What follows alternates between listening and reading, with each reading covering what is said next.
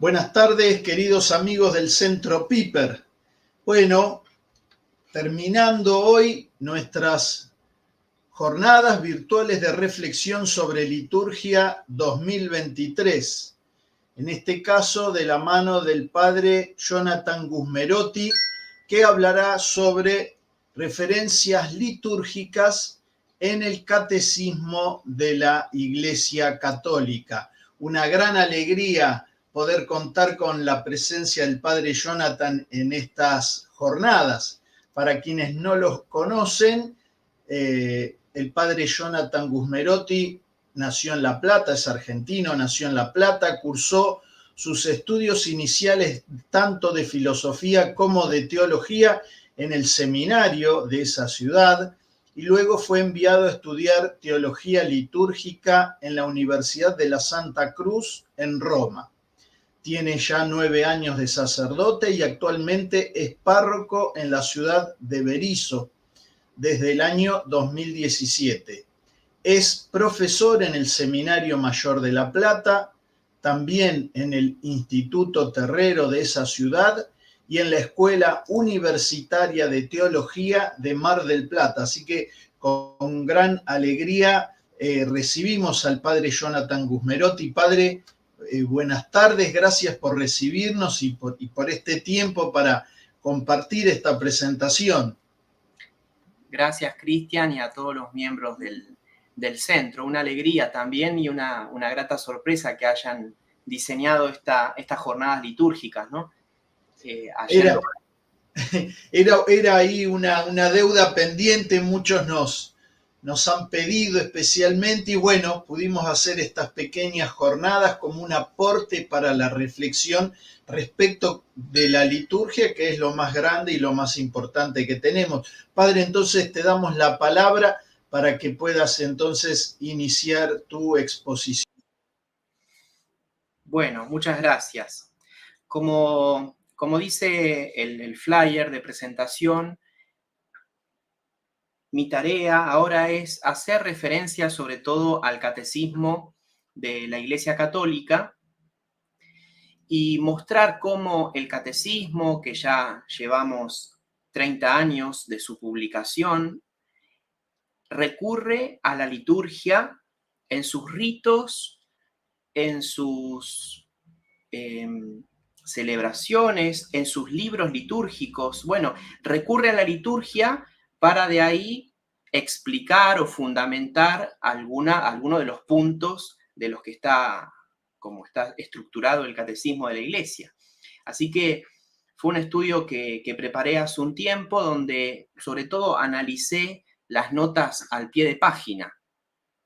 Y cuando uno lee las notas, que son más de 3.000 notas, se encuentra con muchas referencias litúrgicas, a homilías, a la liturgia bizantina, a ritos particulares, a himnos litúrgicos famosos, conocidos por todos, algunos como, no sé, el Adoro te devote, o otros también de la liturgia oriental. Así que esa es la idea, poner un poco la lupa en el catecismo e ir descubriendo esas referencias litúrgicas que tiene en las 4 partes del catecismo, ¿no? Uno podría decir que en la segunda parte es obvio que se cite la liturgia porque la segunda parte del catecismo habla justamente de la liturgia, ¿no? De la fe celebrada.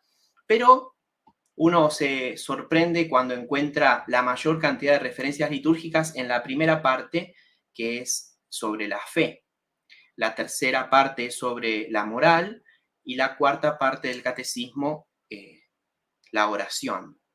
Así que bueno, vamos a ir avanzando en esta exposición. Primero voy a brindar una introducción muy simple del contexto en el que surge el catecismo, mostrando sus partes. Después, la cantidad de fuentes litúrgicas citadas. Hay un gráfico preparado como para ir analizando las distintas fuentes, la cantidad de veces que aparece, en qué parte del catecismo está esa fuente, esa referencia, y también voy a ir describiendo un poco la fuente litúrgica, ¿no? Hay fuentes que se sobreentiende que son, por ejemplo, no sé, el misal romano, pero bueno, voy a ir describiendo un poco, o cuando se cita la homilía de un padre de la iglesia, por ejemplo, San León Magno, es muy citado, o San Agustín, bueno, un breve contexto de ese autor, ¿no? Y después una conclusión final. El catecismo fue promulgado por el Papa Juan Pablo II en el año 1962. Por lo tanto, estamos dentro de los 30 años de su publicación. Y a su vez se había publicado a 30 años de la de la apertura del Concilio Vaticano II. Así que a través de una constitución apostólica, el Papa repropone para la Iglesia toda las referencias fuertes, fundamentales, sólidas de nuestra fe. No es la primera vez que después de un concilio se publica un catecismo, ¿no? La publicación de los catecismos ya viene, sobre todo después del Concilio de Trento, tenemos catecismos, ¿no? Más grandes, más chicos, pero bueno, este catecismo sale para la Iglesia universal con la idea que después cada obispo, sobre todo, pueda, o conferencia episcopal, pueda reproponer, reestructurar tal vez de otra manera la exposición y tener catecismos locales. Pero este catecismo es universal para toda la iglesia. Entonces uno puede pensar para la iglesia latina, para la iglesia griega. Entonces es muy importante que en las referencias litúrgicas se cite tanto referencias de la liturgia latina, la liturgia romana, como también de las liturgias orientales. Sabemos que la liturgia oriental más difundida es la del rito bizantino, pero también hay referencias, por ejemplo, al rito armenio o al rito maronita. Así que el catecismo es una referencia para la Iglesia universal. Como les decía al principio, tiene 4 partes que uno puede resumir en 4 palabras, ¿no? En 4 realidades concretas que forman parte de nuestra identidad cristiana. La primera parte del catecismo, el credo. La segunda parte, la liturgia. Tercera, los mandamientos. Y por último, el Padre Nuestro. Podemos resumir, ¿no? Diciendo cómo la primera parte es la fe articulada, el catecismo va explicando el credo, pero también explica el acto de la fe, explica en qué consiste creer. Se analizan también las cuestiones del ateísmo, por ejemplo, ¿no? Entonces, todo lo que tiene que ver con la fe en la primera parte. La liturgia, que es nuestro tema de estas jornadas, en la segunda parte, primero como una introducción a la liturgia en general, hablando del misterio, qué se celebra en la liturgia. Pero después, en esta parte también se habla de los 7 sacramentos, de los sacramentales, de la liturgia de las horas. Así que es muy importante esta parte y a mí me gusta mucho y me sirve en las clases cómo está estructurada los primeros números, ¿no? En esas famosas preguntas, ¿quién, cómo, cuándo y dónde? ¿Quién celebra la liturgia? ¿Cuándo se celebra la liturgia? ¿Cómo se celebra? ¿Y dónde se celebra? ¿No? Entonces es muy rica esa parte y las preguntas sirven mucho para articular un discurso. La tercera parte son los mandamientos, se describen los 10 mandamientos, pero es toda la parte moral de la iglesia, ¿no? Con esa primera parte importante hablando de la felicidad, cuál es el fin del hombre. Bueno, la felicidad y después, bueno, cuál es el camino para llegar a esa felicidad, cumplir los mandamientos, ¿no? Hacerle caso a Dios. Y la última parte, la oración. El catecismo analiza distintos tipos de modos de orar, pero también va explicando las 7 peticiones del Padre Nuestro. En todos estos números del catecismo, que en total son 2.865 puntos, no son párrafos, sino que son puntos, porque a veces hay un punto que tiene más de un párrafo, sobre todo cuando se cita algún documento. En estos puntos, que son 2.865, en total hay 3.468 notas al pie de página. Bueno, como les decía, mi trabajo en su momento fue ir buscando en estas notas las referencias litúrgicas. ¿Por qué es importante la liturgia? Yo estoy seguro que en estos días, yo no pude ver todas las exposiciones, vi un poco ayer al profesor Mayeregger, al padre Hidalgo, pero yo estoy seguro que este principio que está en el catecismo, en el número 1124, apareció.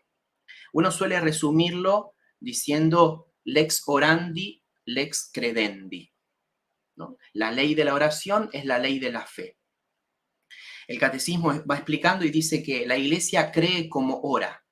Ese lex orandi, la ley de la oración, se refiere sobre todo a la oración litúrgica. En la oración litúrgica, en los gestos, en las palabras, en los silencios, en esa oración en sentido amplio, se encuentra la ley de la fe. Por eso es tan importante saber de liturgia, digamos, participar bien de la liturgia, entender los ritos, entender, como decía el profesor Mayeregger, que la liturgia tiene una parte inmutable y otras partes que pueden cambiar, pero cómo la liturgia no se puede manosear, no se puede manipular. De hecho, tenemos la categoría de abuso litúrgico, ¿no? Catalogada en el Código de Derecho Canónico. Así que la ley de la oración es la ley de la fe. Cuando vayamos mirando las distintas citas, bueno, esto es para tenerlo presente. Como mínimo, esta idea que en la oración o la iglesia que ora expresa su fe, ya viene desde el siglo V, porque se encuentra citado en un laico, un discípulo de San Agustín, ¿no? San Próspero de Aquitania, pero no es el único que tiene enunciado este principio. Así que, como mínimo, desde el siglo V, la iglesia está convencida de esto, pertenece al depósito de la fe, que en la liturgia, en la oración litúrgica, se encuentra la fe de la iglesia. La liturgia, entonces, tiene sus elementos, sus libros litúrgicos, sus ritos. En este cuadro podemos ver que las columnas están puestas, las distintas partes del catecismo. Podemos ver las citas que el catecismo va usando.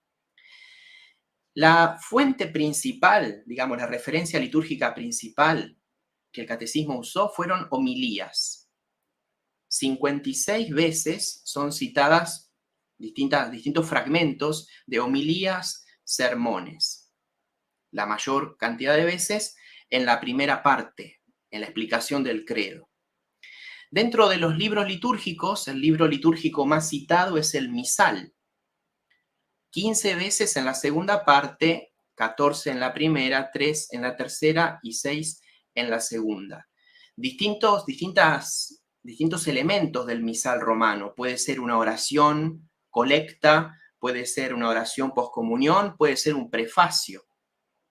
De hecho, ahora vamos a ir viendo ejemplos, pero dentro de los libros litúrgicos, el misal, que es el libro de la misa, bueno, el más citado.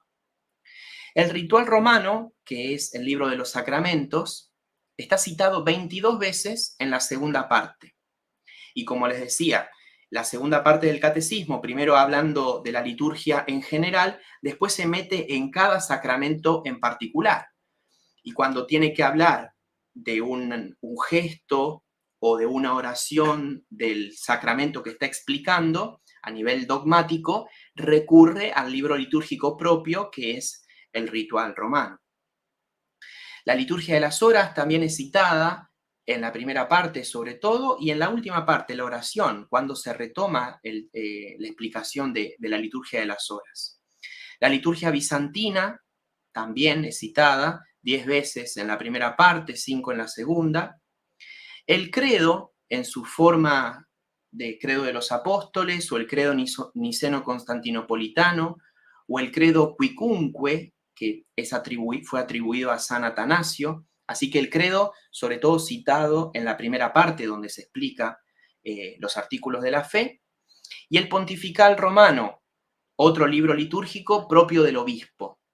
El primer pontifical romano es del siglo X y bueno, el pontifical tiene oraciones, tiene gestos y palabras propias del obispo, tiene, por ejemplo, el sacramento del orden sagrado, que es un sacramento que da el obispo, así que ese ritual está dentro del pontifical.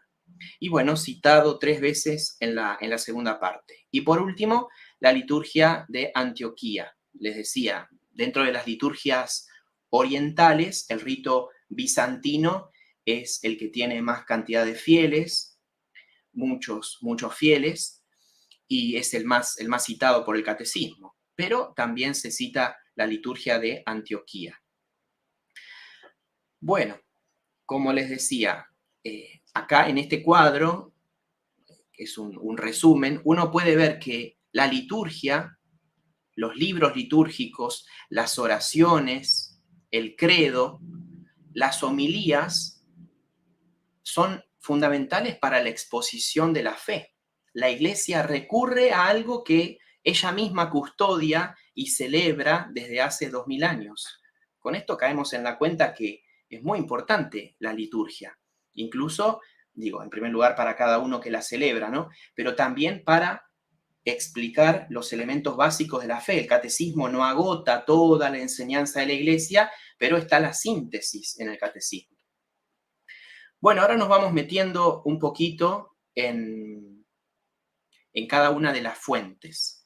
Les decía, el Santo Padre, ¿no?, más citado es San León Magno. San León Magno en distintos sermones, ¿no? Este es fundamental, este sermón que dice: lo que era visible en nuestro Salvador ha pasado a sus misterios. Esta cita incluso del 1115 del Catecismo, que justamente se encuentra en la segunda parte, digo, es fundamental porque explica la razón de ser de los sacramentos. Cuando dice lo que era visible en nuestro Salvador ha pasado a sus misterios, sabemos que misterio es la versión griega, podemos también decir lo que era visible en nuestro Salvador ha pasado a sus sacramentos. ¿Y por qué digo que es fundamental? Básicamente, porque después de la ascensión del Señor al cielo, ¿dónde queda esa humanidad? ¿Dónde está Cristo que perdona? ¿Dónde está Cristo que sana? ¿Cristo que fortalece? ¿Cristo que enseña? En los sacramentos. Por eso que los apóstoles y los contemporáneos de Cristo vivieron, escucharon, estuvieron con él, bueno, toda esa realidad que por la ascensión pasa a otra dimensión, se queda en la realidad sacramental. Por eso acá el catecismo cita esta parte de uno de los sermones de San León Magno para fundamentar la realidad sacramental, ¿no? Para valorar también lo material de los sacramentos. También otra cita que tiene que ver con la tercera parte del Catecismo de la Iglesia Católica: cristiano, reconoce tu dignidad, puesto que ahora participas de la naturaleza divina, no degeneres volviendo a la bajeza de tu vida pasada. Recuerda a qué cabeza perteneces y de qué cuerpo eres miembro. Acuérdate que has sido arrancado del poder de las tinieblas para ser trasladado a la luz del reino de Dios. Digo, interesante saber cómo el catecismo, por un lado, recurre al Papa León para hablar de los sacramentos, pero también recurre para hablar del modo de vivir, digamos, ¿no? La moral cristiana. El Papa León vivió en el siglo V y fundamental que es un doctor de la Iglesia, ¿no? Y tuvo un rol protagónico en el concilio de Calcedonia, que fue en el año 451, hablando de justamente cómo se da la unión en la persona del Hijo único de Dios, la unión de la naturaleza divina y la naturaleza humana en la persona del Hijo de Dios, ¿no? Así que el concilio de Calcedonia es un concilio de los primeros cristológicos y fundamental la participación, digamos, por un famoso documento, una famosa carta que manda el Papa a través de sus emisarios. Bien, otro santo, ¿no?, citado, otro sermón, es San Pedro Crisólogo, que también del siglo V fue obispo, es un doctor de la Iglesia, y este santo es citado en la cuarta parte del Catecismo. No voy a leer todos los textos, están a disposición, ustedes mientras yo hablo pueden ir leyendo, pero para que vean cómo en distintas partes del Catecismo se va recurriendo a sermones. Por último, otra cita que puse fue de el cardenal Newman, John Henry Newman, lo mismo, esto en la tercera parte del Catecismo, ¿no?, que habla sobre la moral de la Iglesia. Después de los sermones tenemos el recurso al misal romano. 38 veces se cita el misal, yo les decía, citando las plegarias eucarísticas, citando prefacios, bueno, recurriendo a los textos que llamamos eucológicos. La eucología es el estudio de las oraciones. Y acá, en ese principio de Próspero Aquitania, ¿no?, del lex orandi, lex credendi, se recurre directamente a una oración para fundamentar la fe, ¿no? En este caso, la plegaria eucarística número 4, cuando por desobediencia perdió tu amistad, no lo abandonaste al poder de la muerte, reiteraste además tu alianza a los hombres. Ahí va hablando justamente del pecado original y de los pecados personales en la historia de la salvación. Fíjense que es el número 55 que pertenece a la primera parte del Catecismo. La Iglesia, para hablar de la misericordia de Dios y que Dios es más grande que nuestros pecados, bueno, nos hace ver cómo en la plegaria eucarística 4, que el prefacio de esa plegaria resume la historia de la salvación, bueno, en ese prefacio está la realidad del pecado. Entonces nos recuerda justamente que sí, hemos desobedecido, hemos perdido la amistad de Dios, pero Dios reitera su alianza, ¿no?, tanto en el Antiguo Testamento como en nuestra vida personal hoy en día. También un prefacio de Navidad. Dios, que era invisible en su naturaleza, se hace visible cuando va explicando el credo, y en el credo habla de la encarnación, un recurso ahí a un prefacio, o el prefacio de difuntos también, pero esto ya en la segunda parte del Catecismo. La vida de los que en ti creemos, Señor, no termina, se transforma. Y al deshacerse nuestra morada terrenal, adquirimos una mansión eterna en el cielo. En esta parte, que es la parte de la liturgia exequial de la Iglesia, bueno, se recurre a un prefacio que es el prefacio número 1 de difuntos. Cita también el canon romano o plegaria eucarística primera, que es la propia del rito romano, en una de sus oraciones que va acompañada del gesto de la inclinación.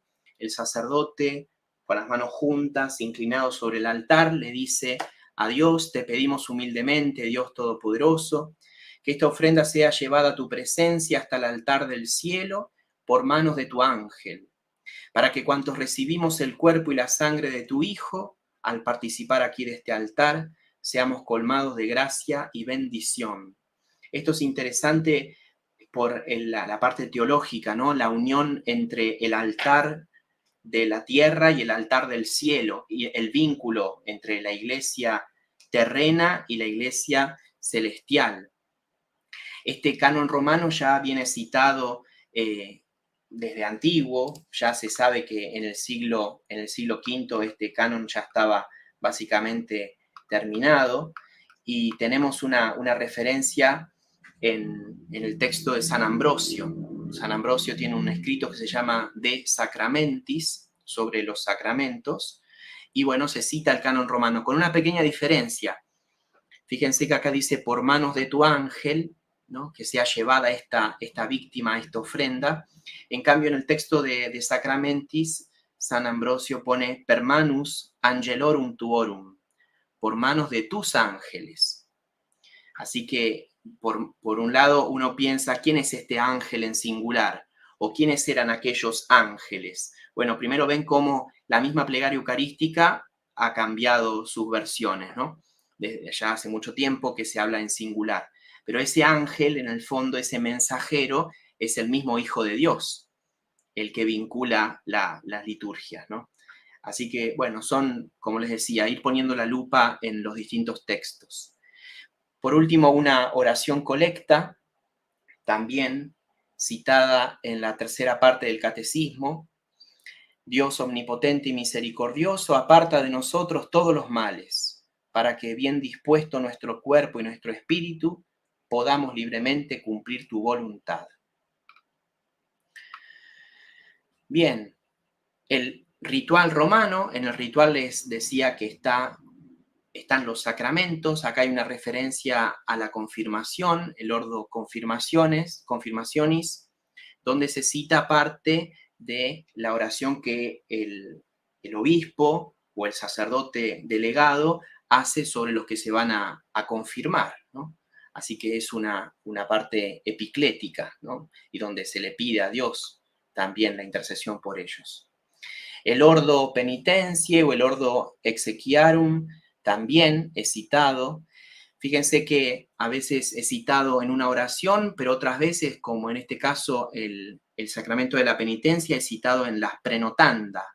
Cada libro litúrgico, en este caso estamos con el ritual, tiene un texto de referencia, un documento anterior que básicamente te enseña a usar el ritual. Pero es en esa enseñanza práctica que muchas veces se dice cuáles son los elementos que se necesitan para celebrar este sacramento, también está la parte teológica de ese sacramento. Entonces acá hay una referencia a la confesión. La confesión individual e íntegra y la absolución continúan siendo el único modo ordinario para que los fieles se reconcilien con Dios y la Iglesia, a no ser que una imposibilidad física o moral excuse de este modo de confesión. Este párrafo viene citado cuando se habla de la absolución general. La absolución general, que justamente, como va explicando ahí, se necesita un contexto determinado, un caso de urgencia, pensemos sobre todo en la tragedia del Titanic. Bueno, en ese caso se sabe que había un sacerdote, al menos en el Titanic, y pudo hacer una absolución general, absolver a todos de todos sus pecados, todos los que verdaderamente quisieran recibir ese perdón. Pero acá la Iglesia, citando justamente el ordo, dice la confesión individual e íntegra y la absolución continúan siendo el único modo ordinario. La absolución general es algo extraordinario. Pero digo, interesante que se cita el prenotanda, que es lo que regula el mismo sacramento. Bueno, algo parecido con el ordo exequiarum, cuando hace referencia a los difuntos. Bien, se hace cita de la liturgia de las horas 21 veces, himnos o también fragmentos de homilías o de textos que están en la liturgia de las horas, sobre todo en el oficio de lecturas. Ahí tenemos una frase de un himno muy antiguo latino, o lux beata trinitas, o Trinidad, luz bienaventurada y unidad esencial. Está citado en la primera parte del catecismo, este fragmento, ¿no? del himno. Pero también una cita de un texto de Santo Tomás Moro. Nada puede pasarme que Dios no quiera, y todo lo que Él quiere, por muy malo que nos parezca, es en realidad lo mejor. La verdad que el catecismo es una obra magnífica que muchas veces sirve para rezar inclusive, porque a veces uno puede pensar que el catecismo hace referencia a frases así que uno tiene que repetir de memoria y ya está, y eso está muy bien porque uno se tiene que grabar las cosas esenciales de la fe. Pero cuando de repente uno abre el catecismo de la Iglesia Católica y se encuentra con textos de los santos padres o santos más modernos que a uno lo enriquecen junto con la doctrina de la Iglesia, bueno, se da cuenta el valor que tiene este catecismo, el trabajo que tiene atrás, ¿no? Así que, bueno, litúrgicamente se cita la liturgia de las horas en el tomo 3, el oficio de lectura, bueno, está muy bien citado, ¿no? Bien, también cuando se cita la liturgia de las horas se usa la ordenación general, así como tenemos para usar el misal la instrucción general del misal romano, que también está puesto en los primeros números del misal, donde se explica la teología de la misa, los elementos que se necesitan para la misa, se habla de los manteles, de la purificación, bueno, las distintas misas que existen, bueno, existe una instrucción general del misal, también existe una ordenación general de la liturgia de las horas. ¿Cómo usar la liturgia de las horas? Sabemos que la liturgia de las horas hasta hace poco tenía 4 tomos, ahora tiene como 6 tomos, pero bueno, en la versión latina tiene 4 tomos, y bueno, esta instrucción general está en el primer tomo, que pienso que todos saben, el primer tomo es el tomo que hace referencia al Adviento. El domingo que viene, Dios mediante, comenzamos el tiempo de Adviento, y bueno, la liturgia de las horas está pensada siguiendo el año litúrgico. Así que el tomo 1 es Adviento y Navidad. Bueno, en ese tomo, en las primeras páginas, está esta ordenación general de la liturgia de las horas, donde explica un poco cuál es el sentido, ¿no?, de la oración de la Iglesia. La oración interioriza y asimila la liturgia durante y después de la misma. Incluso cuando la oración se vive en lo secreto, siempre es oración de la Iglesia, comunión con la Santísima Trinidad. Porque en esta parte la ordenación general está hablando que es deseable, digamos, la Iglesia quisiera que se celebre comunitariamente la liturgia de las horas. De hecho, algunas parroquias ofrecen, sobre todo las vísperas, primeras vísperas el sábado a la tarde o las segundas vísperas el domingo mismo, ¿no? Las vísperas de domingo en algunas parroquias se puede celebrar y tendrían que hacerlo. En una catedral sería muy bueno, por ejemplo, que se pueda cantar la liturgia de las horas, pero también es verdad que muchas veces nos toca rezarla de modo individual, la liturgia. Pero en este punto se recuerda que la liturgia de las horas es oración de la Iglesia, ¿no?, en comunión con la Santísima Trinidad. Fíjense cómo esta cita también de la liturgia de las horas es parte, la segunda, ¿no?, del Papa San León Magno. Sin dejar de ser lo que era, ha asumido lo que no era. Yo hago mucha referencia a esta cita y cuando uno las va explicando, la cabeza explota un poco, ¿no? Porque ¿cómo eso? Sin dejar de ser lo que era. Claro, sin dejar de ser Dios, comenzó a ser hombre, asumió la naturaleza humana. Y esto sintetizado de esta manera por el Papa León, que ya veíamos que del siglo V, ¿no? Hay un villancico famoso, ¿no? El Dios invisible vístese de carne. El Rey de la Gloria llorando está. Lo voy a cantar. El Dios invisible vístese de carne. El Rey de la Gloria llorando está. Es esto, ¿no? Ya en algún momento podemos hablar de música, pero es esta teología, ¿no?, que ya viene desde antiguo, digamos, ¿no? Pero el Papa San León Magno es, podemos decir, el Papa de la Encarnación, que más defendió la encarnación y la correcta relación entre las dos naturalezas en la persona del Hijo único de Dios, ¿no? Así que el catecismo hace referencia en una antífona de laudes, está puesta esta frase, y a su vez el catecismo la toma para explicar justamente el dogma de la encarnación. Bien, en la liturgia bizantina también tenemos referencia, 17 veces es citada esta liturgia en, por ejemplo, la anáfora de San Juan Crisóstomo. La anáfora es el modo que los orientales tienen de referirse a la plegaria eucarística. Nosotros decimos prex en latín, plegaria eucarística, y ellos dicen anáfora. ¿no? Y la anáfora de San Juan Crisóstomo es una anáfora muy, muy conocida, digamos. Dios, que está por encima de todo nombre y más allá de todo entendimiento, el invisible y fuera de todo alcance.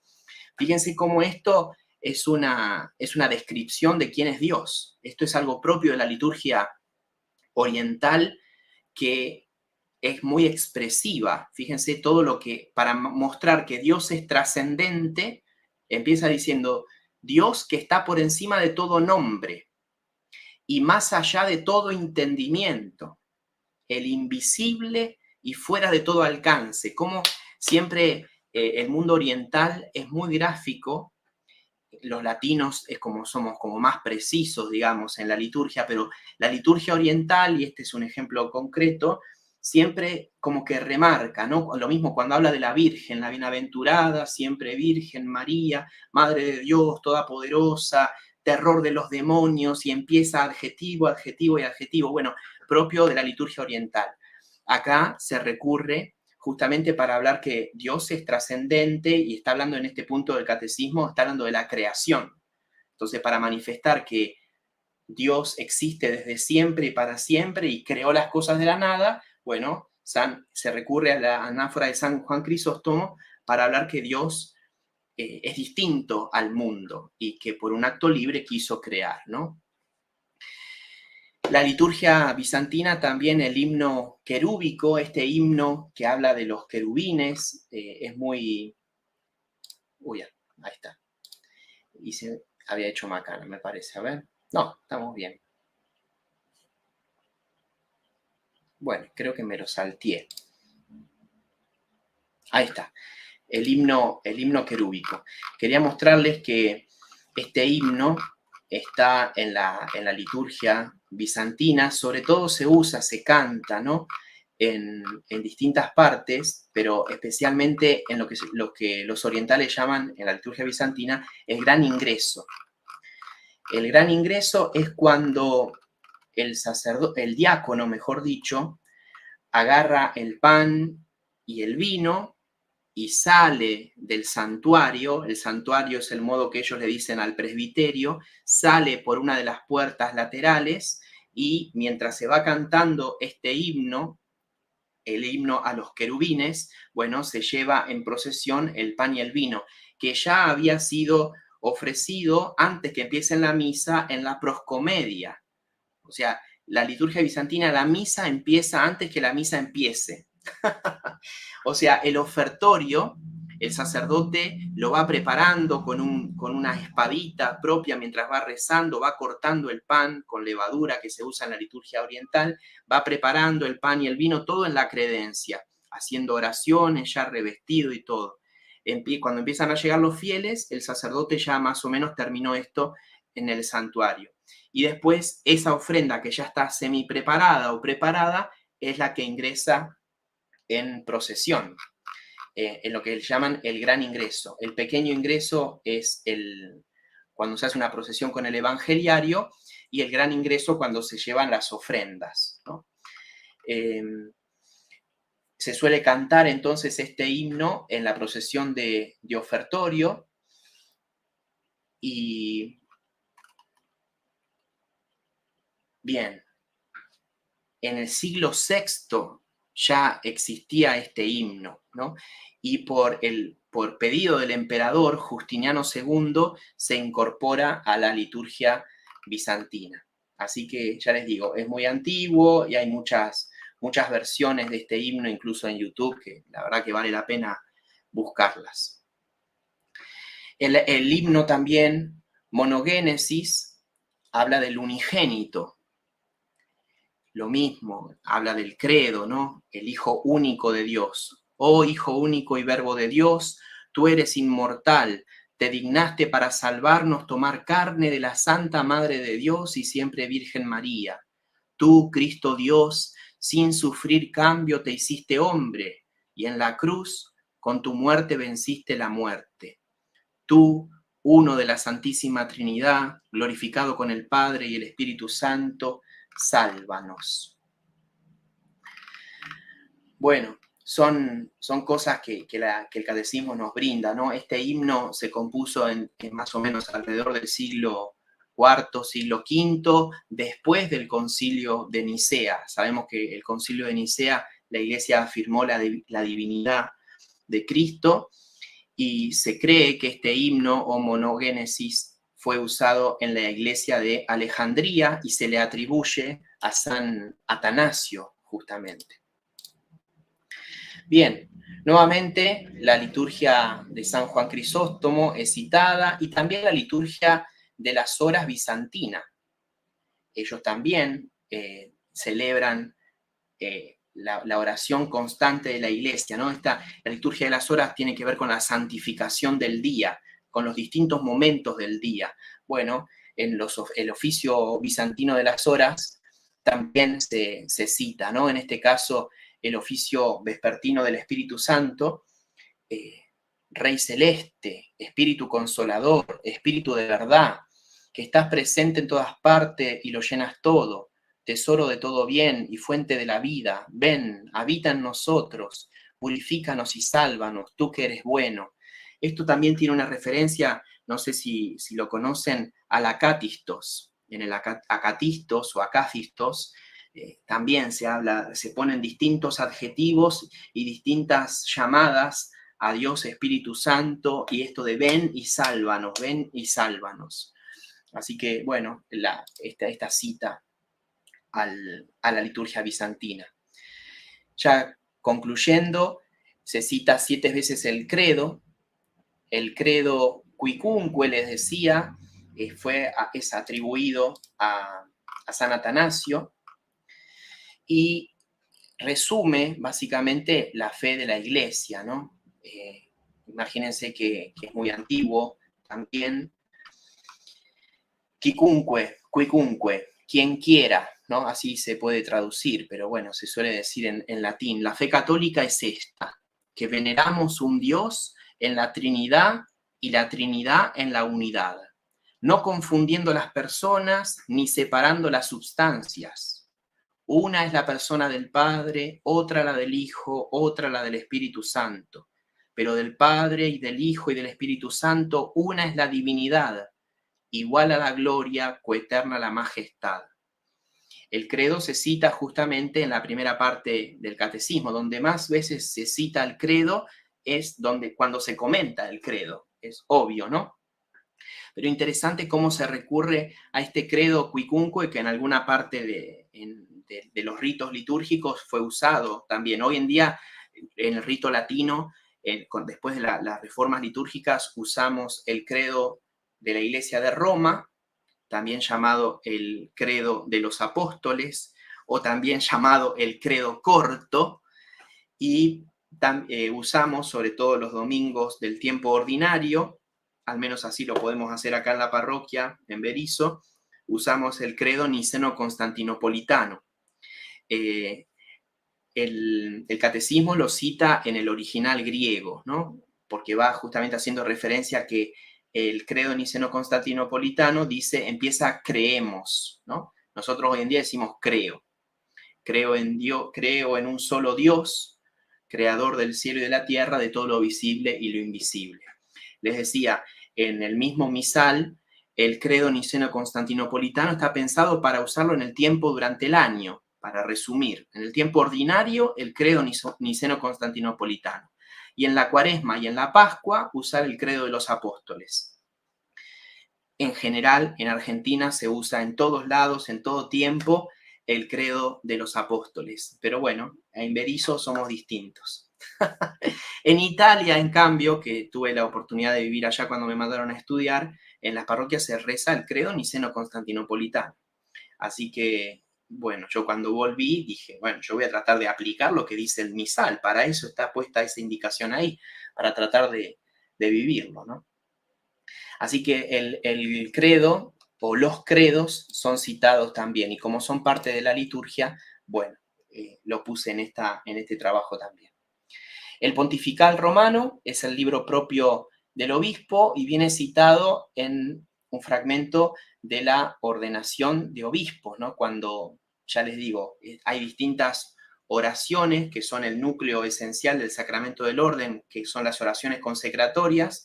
Bueno, hay una oración para cuando un obispo hace a otro obispo, cuando un obispo hace un sacerdote, cuando un obispo hace un diácono, ¿no?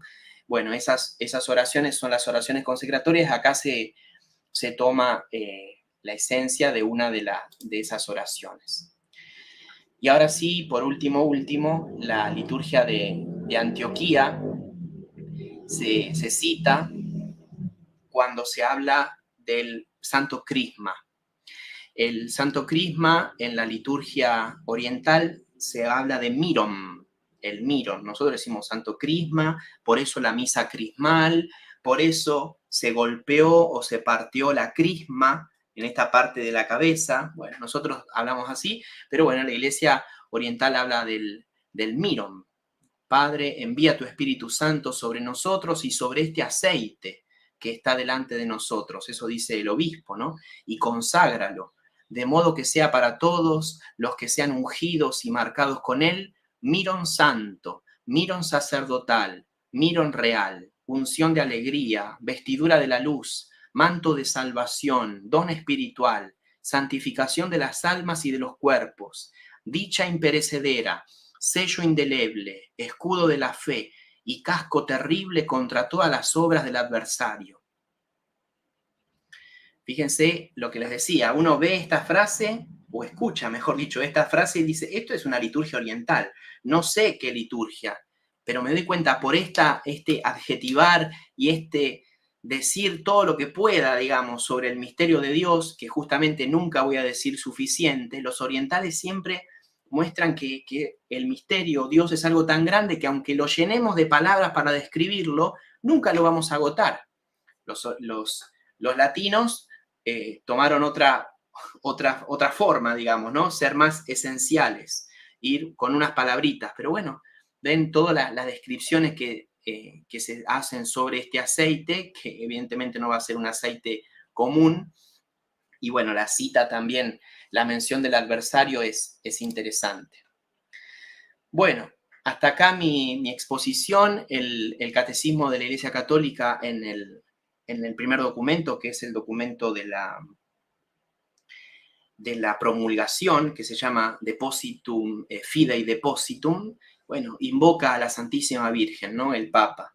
Y me parece que, bueno, nosotros también tenemos que terminar, ahora voy a leer esta oración citándola, invocándola, pidiendo su auxilio, su intercesión, para que podamos primero celebrar bien, como la Iglesia quiere, con los libros litúrgicos, ¿no? Respetando las rúbricas, respetando los textos, las oraciones, las lecturas, porque como decíamos, ahí se encuentra la fe de la Iglesia, que es la fe divina, ¿no? Dios nos regaló la fe.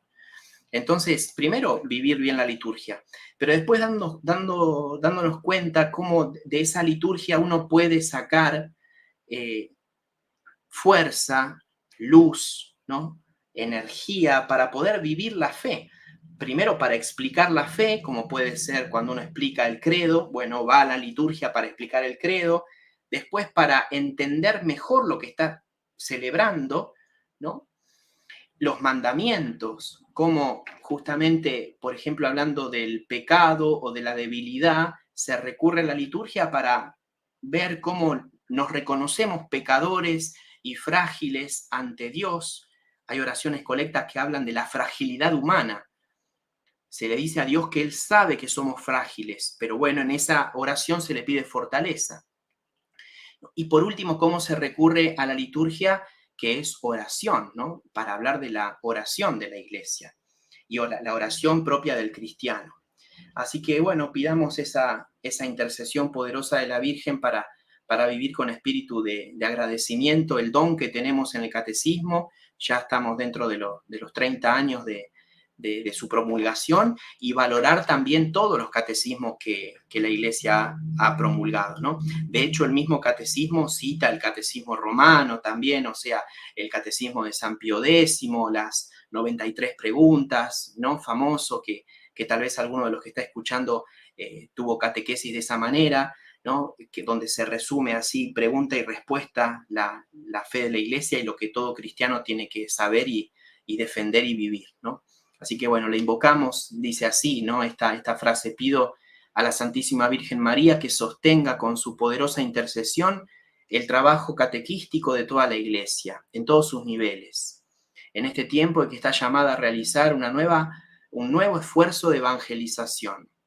Ojalá que la luz de la fe verdadera libere a los hombres de la ignorancia y de la esclavitud del pecado, para conducirlos a la única libertad digna de este nombre, es decir, a la vida en Jesucristo bajo la guía del Espíritu Santo, aquí en la tierra y en el reino de los cielos, en la plenitud de la felicidad de la contemplación de Dios cara a cara. Los resaltados son míos, ¿no? Pero si se hablaba de nueva evangelización hace 30 años, podemos seguir hablando, yo no diría de nueva, sino de evangelización, ¿no? Evangelizando con la liturgia bien celebrada, evangelizando con el catecismo, tratando de iluminarnos y que desaparezca esa ignorancia, ese pecado que puede llegar a reinar en nosotros. Bueno, en esta fiesta de Cristo Rey, invocando a la Reina de todos los ángeles y santos, la Reina del universo. Ave María Purísima, sin pecado concebida. En el nombre del Padre, y del Hijo, y del Espíritu Santo. Amén. Muchas gracias, Padre. Excelente, excelente exposición, Padre. Bueno, para aprovechar después, para poder ver y recordar estas fuentes que están en el catecismo, ¿no? Padre, aprovechando su presencia, por ahí le podemos hacer 2 o 3 preguntitas. Sabemos que está con el tiempo acotado, pero queríamos preguntarle, porque si un cristiano ideologizado escuchara su exposición, estas fuentes tan antiguas, ¿no? Diría que el catecismo tiene muchas cosas preconciliares, ¿no? Está ahí presente la fe antigua, la fe tradicional, los padres, los doctores, otros catecismos. Es decir, ¿cómo le explicamos a alguien que tiene este problema de un cristiano, ¿no? Que tiene esta tentación de condenar todo aquello que fue anterior al Vaticano II, como si estuviera mal, como si ya no corriera, como si no tuviera ningún peso para nosotros? ¿Cómo lo corregimos a la luz del catecismo, que tiene todas estas citas que algunos podrían llamar preconciliares, pero que los católicos decimos que pertenecen, como dice el Papa Juan Pablo II, al depósito de la fe? ¿Cómo explicamos brevemente, Padre, que dividir la historia de la Iglesia en preconciliar y posconciliar es un error? Bueno, yo creo que lo estás explicando vos mismo del asunto, ¿no? Porque básicamente yo creo que cualquier persona, a ver, si hay una ideología, hay un problema en el razonamiento, ¿no? Pero cualquier persona se tiene que dar cuenta que la Iglesia no comenzó con el Concilio Vaticano II. Entonces, no se puede obviar todo lo que pasó antes ni lo que pasó después, porque nosotros somos de la Iglesia postconciliar, en el sentido de que somos después del Concilio Vaticano II. Pero también los que vivieron en el siglo VI también eran postconciliares. Postconciliares del Concilio de Nicea, del Concilio de Constantinopla, del Concilio de Éfeso, del Concilio de Calcedonia. El Concilio Vaticano II es el concilio, si no me equivoco, número 21. No estaba preparado en el orden, ¿no? Pero estoy casi seguro que es el concilio número 21 en la historia de la Iglesia. Así que, bueno, nuestro Señor Jesucristo también es preconciliar, ¿no? Las palabras de la consagración en la misa son preconciliares, o sea, todo es preconciliar. Pero no, o sea, nada, me tomaría el tiempo de hablar con esa persona de modo personal. La verdad que en estos 9 años que llevo de sacerdote nunca me encontré con una persona así. que estuviese tan bloqueada intelectualmente que no pudiese valorar el catecismo mismo y la enseñanza de la Iglesia en estos 2000 años, porque además que una frase breve, ¿no? La Iglesia, o mejor dicho, el árbol lo que tiene en sus frutos, en sus flores, tiene que ver con sus raíces. Y nuestras raíces empezaron ya en el Antiguo Testamento, cuando Dios elige un pueblo y va preparando la iglesia. Nosotros somos la iglesia, el nuevo pueblo de Dios, pero estamos en el mismo árbol que viene desde antiguo. Pero con la liturgia no hay duda, digamos, ¿no? Cómo la liturgia ya tiene 2000 años en sus distintos ritos. Yo te comentaba hace un tiempo que doy clases ahí en Mar del Plata y este año pude dar la liturgia, la historia del rito romano en la Escuela Universitaria de Teología, y la verdad que yo mismo, uno aprende un montón cuando da clase, ¿no? Uno se sorprende de esta historia y de este desarrollo homogéneo. El cardenal Newman habla del desarrollo homogéneo del dogma, ¿no? Es la misma fe que se va desarrollando, se van encontrando distintas palabras, pero para expresar siempre la fe. Pongo un ejemplo y con esto termino. Dice, desde el siglo XII, el siglo XIII, y ya después con el Concilio de Trento, sobre todo, se difunde la palabra transubstanciación. Esa palabra, transubstanciación, hace referencia a la conversión que se produce del pan y el vino en el cuerpo, la sangre, el alma y la divinidad de Cristo, ¿no? Podemos decir milagro eucarístico, hasta ahí, entre paréntesis. Esa palabra transubstanciación es retomada por el Papa Pablo VI post-conciliar en lo que se llamó el credo del pueblo de Dios. En ese credo del pueblo de Dios, el Papa habla de la transubstanciación y dice que la Iglesia no ha encontrado una mejor palabra para explicar lo que pasa en la misa, el momento central de la misa. Transubstanciación. Así que repropone esa palabra para toda la Iglesia. Pero cuando uno va a principios del siglo II y lo encuentra a San Justino mártir, San Justino no usa la palabra transubstanciación, usa la palabra los dones, el pan y el vino fueron eucaristizados. Sobre el pan y el vino se pronunció la acción de gracias. Entonces, el pan y el vino eucaristizados, el pan y el vino transubstanciados es lo mismo, pero son palabras distintas. Eso es lo que uno tiene que ir logrando, ¿no? Y el catecismo nos ayuda a ver que es la misma iglesia que va desarrollándose y la misma fe que uno tiene que custodiar, defender y explicar.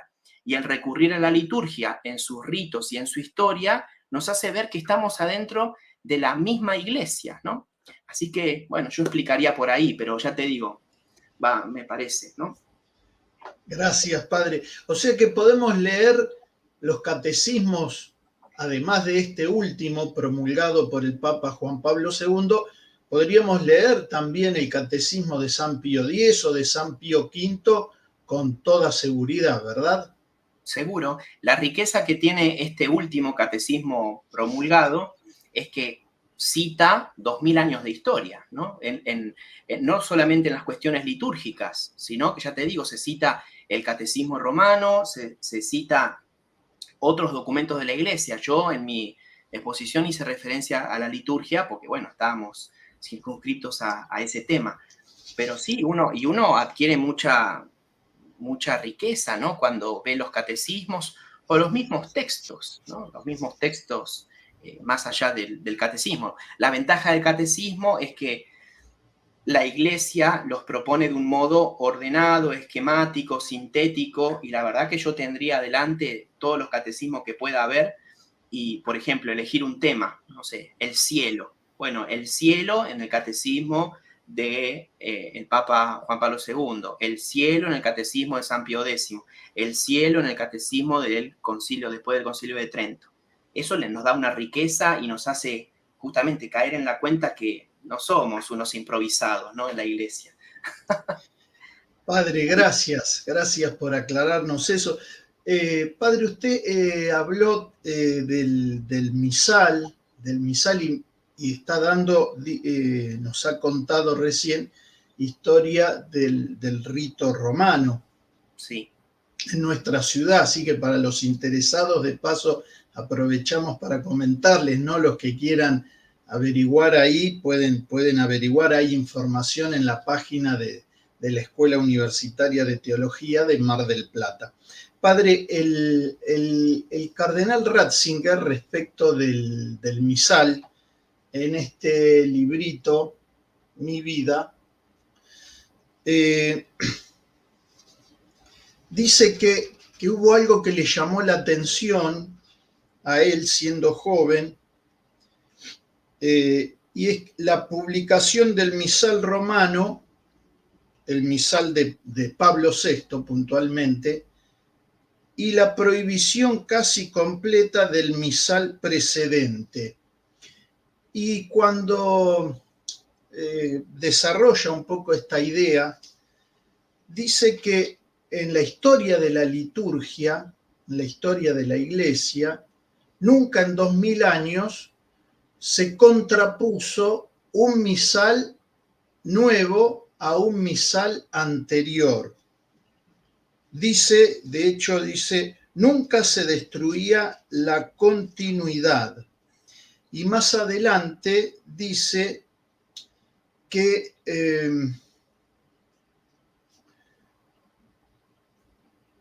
la promulgación de la prohibición del misal que se había desarrollado a lo largo de los siglos, desde el tiempo de los sacramentales de la Iglesia antigua, comportó una ruptura en la historia de la liturgia cuyas consecuencias solo podían ser trágicas. ¿Cómo entendemos? ¿Hay realmente una ruptura respecto del misal en el rito romano? ¿Hay continuidad? ¿Se puede prohibir ese ritual?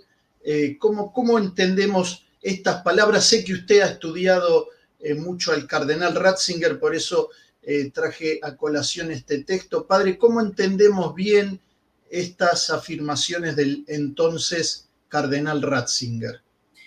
Sí, hay mucho para decir, ¿no? Pero vamos a resumir. Por lo pronto, hoy en día los dos misales se pueden usar en la Iglesia Católica. El Papa Benedicto había acuñado la expresión forma extraordinaria y forma ordinaria del rito romano. Eso era una expresión particular de él. El último documento legislativo sobre el rito antiguo se llama Traditiones Custodes, pero que es del Papa Francisco, donde justamente habla de que no está prohibido el uso del misal. Tiene restricciones, tiene que ser celebrado con el permiso del obispo, cosas que cambiaron de un documento a otro. Yo, en mi caso, yo sé celebrar el rito antiguo, no lo celebro con frecuencia porque no soy el delegado en mi diócesis para celebrarlo, pero bueno, como decía, vos lo recordabas, primero que lo celebro cuando tengo la oportunidad, pero sobre todo hoy en día lo puedo ir explicando a lo largo de la historia, ¿no? Lo único que se me ocurre de prohibición de misales u oraciones fue lo que pasó en el Concilio de Trento, pero donde era un contexto muy específico, ¿no?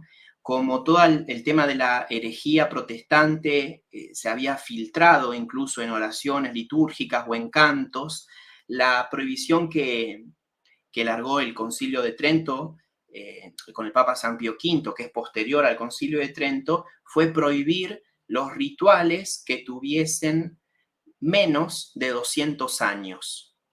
O sea, el Concilio de Trento, para resumir 1550.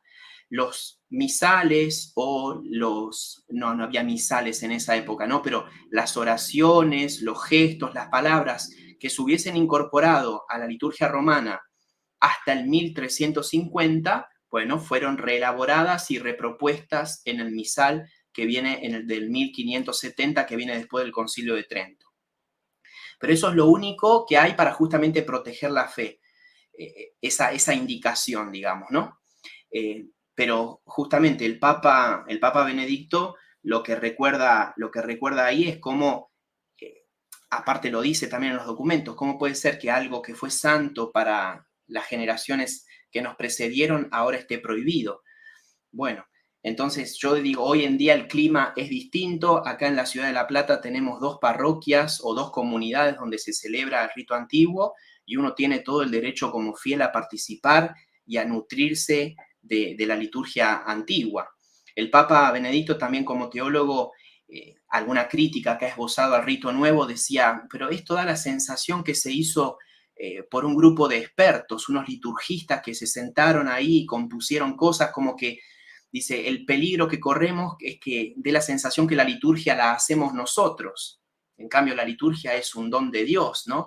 Que sí, que los hombres participamos, pero que no está hecha en un escritorio, sino que está hecha en la vida de la iglesia que se desarrolla.